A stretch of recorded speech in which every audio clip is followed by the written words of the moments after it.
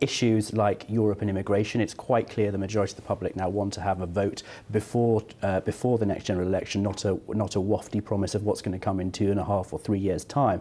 And I think on other issues like grammar schools, like taxation, people want to see change. And I think the problem is you've got a national politics dominated by professional politicians who've never done a real day's work in their life, never managed a business.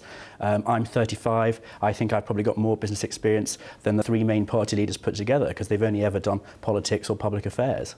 What about these comments over the weekend that have been attributed to a number 10 advisor, staunchly denied, of course, by number 10, about swivel-eyed loons? What did you make of that? Yeah, I mean, to be honest, that was the final straw. But certainly considering my group, 6 of us left the Tory group on Merton Council last week. On Wednesday, we were planning to sit as independent Conservatives.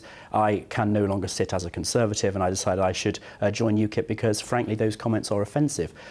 People come out campaigning week in, week out, activists who are in touch, I think, with what a lot of people think, give up their time voluntarily, and yet you've got this arrogance at the top of the Tory party, this sort of liberal elite metropolitan group surrounding Cameron, him and his old chums, who are just so now out of touch. And I think, you know, whether or not that specific comment was made, I think that reflects the general view that they hold of their base. Well, yes, because that is an issue, isn't it? Because number 10 denying that these comments were made, and Tory ministers lining up to condemn the comments. So yes. Why is it still an issue for you? Because, as I said, I think it actually reflects the sort of the disdain that we are treated with when we do raise issues, and as party chairman association and so on and so forth, when our members raise issues or the sort of things that they want the party to be talking about, they are frankly ignored, while David Cameron wafts off and talks about things that for a lot of people are totally irrelevant. Well, you say it's totally irrelevant, you say he wafts off, and yet other people will say he's a politician of conviction who's standing by his principles.